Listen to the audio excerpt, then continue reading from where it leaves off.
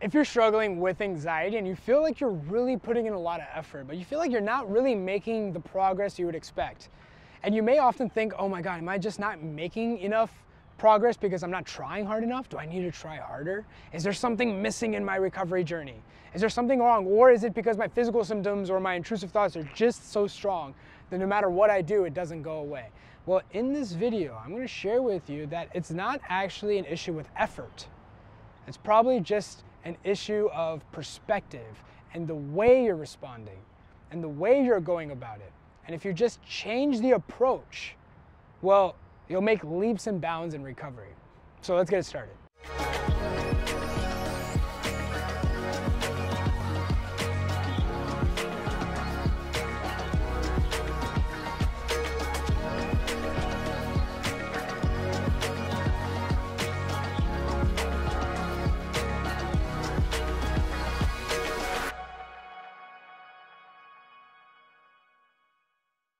So I remember I was struggling with anxiety. For me, my most intense symptoms were digestive issues. I had a whole bunch of different symptoms, and depending on the struggling stages I was at, I had different struggles. Like in the beginning, it was more heart palpitations and high blood pressure, and then it changed to digestive issues, then it led to DPDR and brain fog, then it went back to digestive issues. And so I was going through this whole anxiety cycle, and I always thought, like, why am I not getting better? Am I not trying hard enough?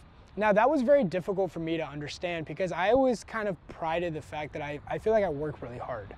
You know, I almost took it as like a good quality about me was that I worked really hard. And so what I would do naturally was that I would work even harder. Oh, okay, I'm just gonna figure this out. Okay, I'm gonna do this, I'm gonna do that. And then I would do that and then I would get discouraged, and each time I would get tired and more tired and more tired. And every time I got more tired, I got more brain fog, right? And so I was experiencing this and I was like, what's happening? And this is maybe the same thing that you're going through right now. And so really what I want to talk about is that it's not actually the effort here. A lot of anxiety sufferers think that they're not putting enough effort in and that's why. If they just put in a little bit more effort, well then that's what it is. Or if they're missing a certain piece, they just need to find that piece to get to recovery. And so they're always searching. But the key is that recovery is more about changing your approach. And so what's the approach here? What's the approach shift? Well, you have to think about it this way, right? Now, think about how you're going about your anxiety journey, right? You're probably focusing more on, I'm feeling these uncomfortable feelings. I need to do something to make it go away, right? So you're always doing, right? Whether you're buying a anxiety course online, whoever's selling them, I feel like everybody's selling them nowadays. Whether it's trying a new supplement, whether it's trying a new essential oil, whether it's buying a new contraption, whether it's trying a new method. What are you always doing in all these situations? You're always doing something. Now, why are you doing something? Okay, follow me here, I'll explain. The reason why you're doing something is because you're trying to not feel uncomfort, right? These symptoms are too intense that you feel like you need to do something to make it go away, right? But that's the problem. If you look at all the similarities of everything you've done in the past, they still have one underlying fundamental premise, which is you're doing something to not feel something, right? And so people try to do something not to feel something, so it's still there, so they feel like maybe I'm not trying hard enough. And it's so crazy to me, it's so nuts, because I've worked with people around the world. I've worked with fitness trainers and bodybuilders and who literally think that the reason why they're in their anxiety cycle is because they're not eating healthy enough. Now, can you imagine them not eating healthy enough? They come to me, who is not as in good shape as them, and they're like, what do I do? You know, like, it just doesn't really make sense. And I've had people that are, you know, yoga teachers that are meditators that are saying, oh, well, this isn't going away because I'm not meditating hard enough. And so what is the same principle? And it's the same thing with every other thing. Maybe it's not doing this. Maybe I'm not getting enough sunlight. Maybe I'm not taking enough supplements. But the real approach is really, they're still doing the fundamental same thing, which is they're doing something to avoid feeling a certain way. So the approach is this. And if you change this approach, the effort doesn't have to be so much. And the approach is this. Feel the uncomfort. Don't try to fix it. Feel it. It's a total opposite approach. You're doing something to try to feel better. Instead, why don't you run towards not feeling better? Oh yeah, I know, Shaan, but it's just way too intense. It's just, there's no way anybody can live like this. I understand, but you have to understand that you trying to run away from this has made the intensity of the symptom stronger. Yeah? That doesn't really make sense logically sometimes, because it's like, well, I'm feeling the symptoms, so I'm responding. So how does my response affect the symptoms? Well, your response determines whether the symptom comes back.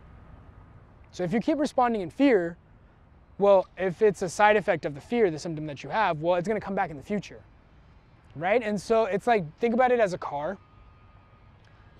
There's no brake, but you can let go of the accelerator, but the car is still moving. And that's like your symptoms. Just because you let go, the symptoms will still be there a little bit longer, but you have to let go of the pedal. And the pedal is stop trying to chase comfort. For once, just sit with the uncomfort. Don't try to fix it. Just let it be there. That's the approach. Now, if you have that approach, it doesn't matter if you're meditating. It doesn't matter if you're doing yoga. It doesn't matter if you're exercising. You know, those things are good for health, right? But they should be decisions being made by health for health reasons, not for anxiety reasons. This is why I don't preach these things. This is why when people reach out to me and saying, hey, we want to sell, you know, we want to give you money to sell the CBD oil. We want to give you money for supplements. We want to do this. And they sometimes give a lot of money. And I still say no, because what am I doing? If I'm just selling that to you, well, I'm making you just cope or manage, and I'm not interested in that. There's plenty of people doing that. And I was somebody that was struggling as well. I'm not going to be part of the same problem that kept me in the cycle. I'd rather focus on the solution. And the solution is you don't need any of these things. If you want to do it, by all means, do it. But the approach needs to be the same, which is you don't fight these things. Let the uncomfort be there. If you do that, you'll see you don't have to put in that much effort. Recovery is effortless almost in a way. Yes, in the beginning, it seems like there's a little bit more work because you're breaking through habits, but over time, it becomes a natural consequence. That's why when I recover, I'm not constantly doing something about my anxiety. I don't have to, it's not there. And my lifestyle is such a way that it's unconscious for me now at this point. I've done it for so long that I don't have to do anything. And so that's really the key, is to really change your approach. And again, I sometimes find that people understand that and they still have a hard time because they've had so many habits over time. They've dealt with this for so long that they've developed so many habits that even if they try not to chase comfort, they can't, right? It's like telling them, okay, sit down, don't move. But they're so used to pacing that they can't. They just genuinely can't sit down. And so the key is really, again, focusing on recovery being a practice and focusing on long-term freedom. And again, biggest key is really having someone guide you step by step. Because these things are sometimes hard to identify. It's hard for you to sometimes recognize, oh, I was resisting. And oftentimes when I'm helping people, they recognize how much they were resisting.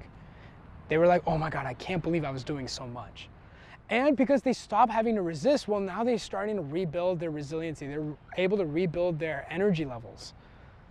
Now the brain fog starts going away. Now they start enjoying life. Now the colors seem brighter. Now their symptoms are starting to disappear. Now anxiety is not a big problem anymore. It's a small problem, and then eventually it doesn't become a problem at all.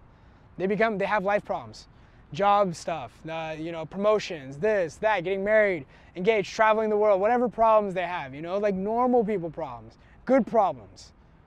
But the key is really to change the approach, and I highly recommend find somebody who knows this, who does this to guide you step by step. And if you want it to be me and my team, you can apply. The link is down below. If the link works, that means we still have applications. Before you even fill out an application, you have to watch a video that really breaks down how this stuff works, right? How the mentorship works. And so if that's you, hit the link down below. We'll guide you ourselves. We'll get you out of this. And even though we'll show you the way, you're still the one doing the work. But the good news is we're with you every step of the way. And so the link is down below. Check it out. I'll see you in the next video.